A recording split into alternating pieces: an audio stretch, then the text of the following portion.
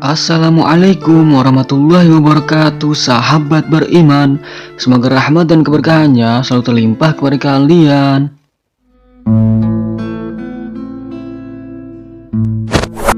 Kematian Rasulullah Shallallahu Alaihi Wasallam adalah suatu hal yang sangat menyedihkan, terlebih pada keluarga dan sahabatnya yang hidup sezaman dengannya.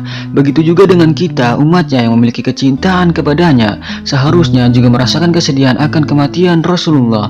Maka dari itu, sudah seharusnya kita mengetahui dan mengenang akan kisah kematian sang makhluk terindah yang pernah diutus oleh Yang Maha Indah. Dialah Muhammad Rasulullah Shallallahu Alaihi Wasallam. Lalu dalam video ini akan kami ceritakan kisah menyedihkan tentang wafatnya Rasulullah, yang mana malaikat Jibril tidak mau melihatnya saat sakratul maut Nabi Shallallahu Alaihi Wasallam, dan juga datangnya Al-Khidir pada proses pemandiannya. Maka simak terus video ini sampai akhir hanya di channel Lensa Aswaja.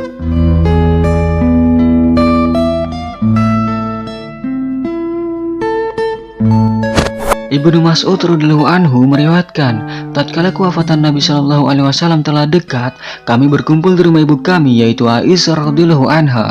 Kemudian Nabi memandang kepada kami, maka berlinanglah kedua matanya, lalu ia bersabda, "Selamat datang, semoga Allah mengasihi kalian.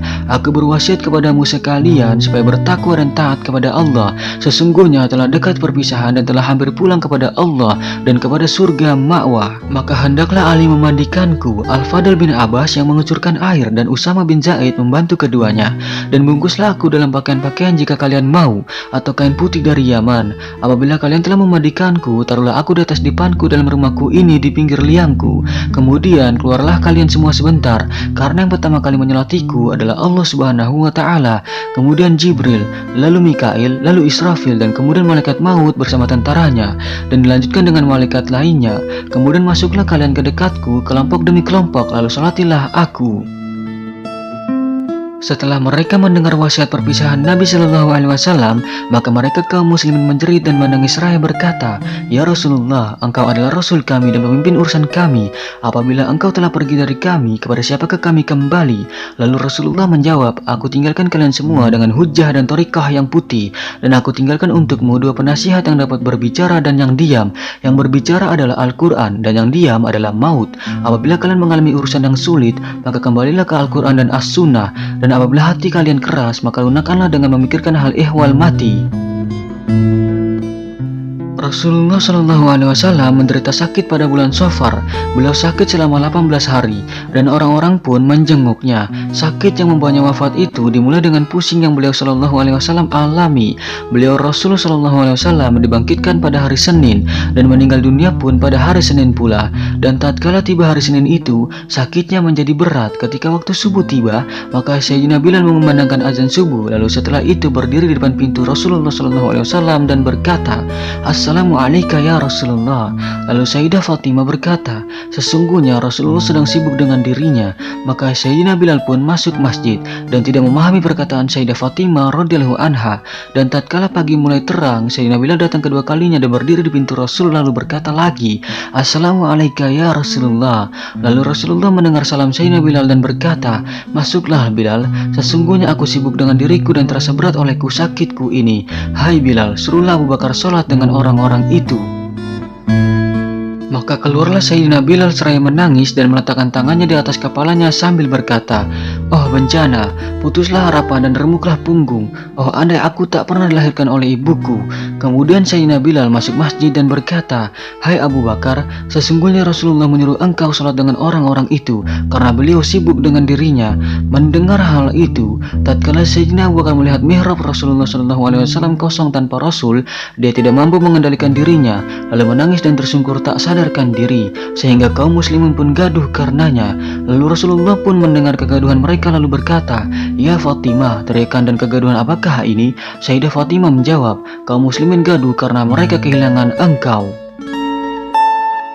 Kemudian Rasulullah Shallallahu Alaihi Wasallam memanggil Sayyidina Ali dan Al-Fadl bin Abbas, dan dengan bersandar dengan keduanya, beliau Shallallahu Alaihi Wasallam keluar menuju ke masjid dan sholat bersama mereka 2 rakaat fajar pada hari Senin itu. Kemudian setelah itu, beliau Shallallahu Alaihi Wasallam menghadapkan wajahnya ke orang-orang itu, lalu bersabda, "Hai sekalian kaum muslimin, kamu berada dalam titipan Allah Subhanahu Wa Taala dan perlindungannya. Senantiasalah kamu bertakwa dan taat kepada Allah. Sesungguhnya aku akan meninggalkan dunia ini, dan hari ini adalah hariku yang pertama di akhirat dan hariku yang terakhir di dunia." Lalu setelah itu beliau pun bangkit dan pergi kembali ke rumahnya. Kemudian Allah Subhanahu wa Ta'ala berkata kepada malaikat maut, "Turunlah engkau kepada kekasihku dengan rupa yang paling indah, dan perlahanlah terhadapnya dalam mencabut ruhnya. Jika ia mengizinkan engkau masuk, maka masuklah, dan jika ia tidak mengizinkan engkau, maka janganlah masuk dan pulanglah." Kemudian malaikat maut pun turun dengan rupa seorang badui. Lalu sampailah malaikat maut di depan rumah Rasulullah SAW dan berkata, "Assalamualaikum, hai penghuni rumah kenabian dan sumber kerasulan. Bolehkah aku masuk?" Lalu Sayyidah Fatimah menjawab, "Hai hamba Allah, sesungguhnya Rasulullah sibuk dengan dirinya." Kemudian malaikat maut berseru yang kedua sampai ketiga kalinya, "Assalamualaikum ya Rasulullah, wahai penghuni rumah kenabian dan sumber kerasulan, bolehkah aku masuk?" Kali ini seorang badui itu yang tak lain adalah malaikat maut itu didengar oleh Rasulullah SAW. Lalu Rasulullah berkata, "Hai Fatimah, siapakah di pintu?" Fatimah menjawab, "Seorang lelaki badui berseru." Lalu aku katakan bahwa Rasulullah sedang sibuk dengan dirinya. Kemudian dia berseru sampai ketiga kalinya. Lalu aku katakan seperti itu juga. Maka dia menatapku dengan benar-benar, sehingga kulitku menggigil, hatiku takut, sendi-sendiku gemetar dan berubah warnaku. Mendengar hal itu, kemudian Rasulullah berkata, "Wahai Fatimah, tahukah engkau siapa dia?" Fatimah menjawab, "Tidak." Lalu Rasulullah SAW bersabda, "Dialah pemutus segala kelezatan, pemenggal segala keinginan, pencerai perkumpulan-perkumpulan, yang mengosongkan rumah-rumah dan meramaikan kubur-kubur." Maka Sayyidah Fatimah pun menangis keras-keras seraya berkata, "Oh celaka karena matinya penutup nabi-nabi. Oh bencana karena matinya sang baik-baik orang yang takwa dan terputusnya pemimpin orang-orang suci. Alangkah menyesalnya atas terputusnya wahyu dari langit. Sesungguhnya hari ini aku tak akan lagi bisa mendengar perkataanmu, dan tak akan aku dengar lagi sesudah hari ini salammu." Maka Rasulullah SAW berkata, "Janganlah engkau menangis, sesungguhnya engkaulah keluargaku yang pertama-tama menyusulku." Kemudian Rasulullah berkata pula kepada malaikat maut, "Masuklah wahai malaikat maut." Maka dia pun masuk seraya berkata, "Assalamu alayka ya Rasulullah." Rasulullah menjawab, "Waalaikumsalam ya malaikat maut. Apakah engkau datang untuk berkunjung ataukah untuk mencabut nyawa?" Lalu malaikat maut menjawab, "Aku datang untuk berkunjung dan mencabut nyawa jika engkau mengizinkanku, dan jika tidak, maka aku pun akan kembali."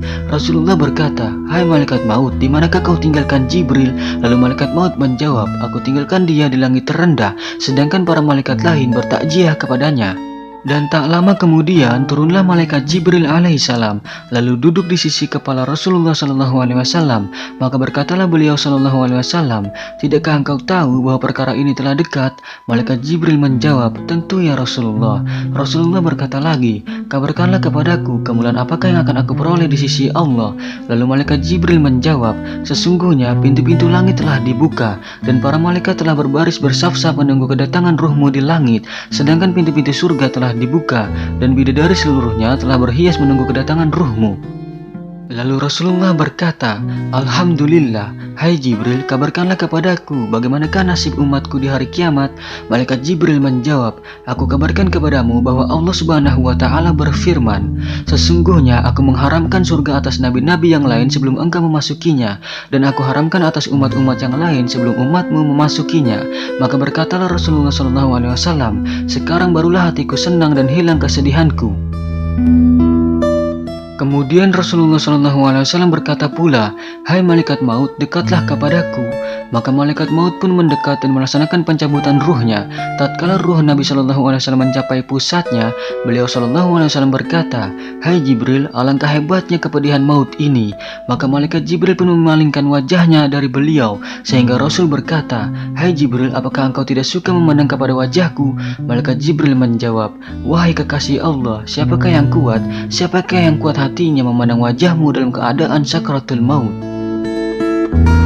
Sayyidina Ali karramallahu wajhah meriwayatkan, sesungguhnya Rasulullah SAW pada nafasnya yang terakhir menggerakkan kedua bibirnya 2 kali, maka aku pasang telingaku sehingga aku dapat mendengarnya. Ia berkata di kali pertamanya secara perlahan-lahan, peliharalah salat dan peliharalah orang-orang lemah di antaramu.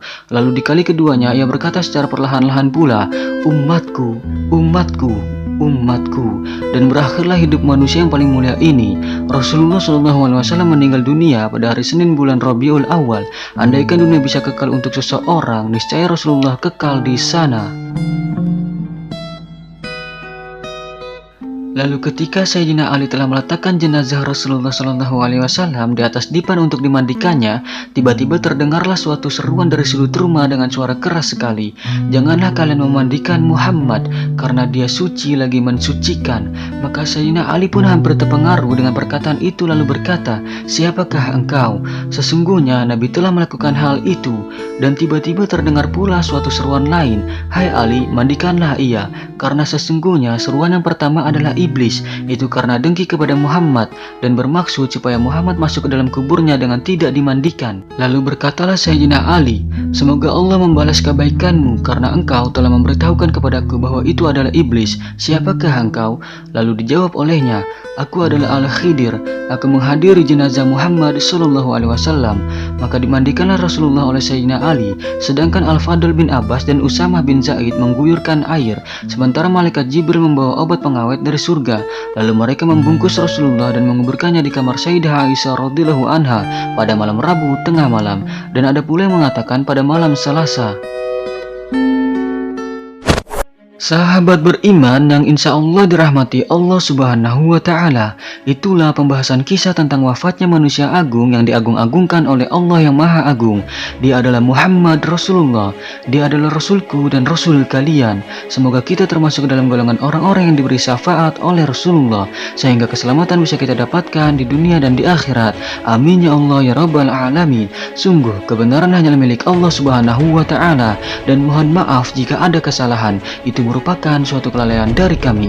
Wallahu a'lamu bishawab. Wassalamualaikum warahmatullahi wabarakatuh.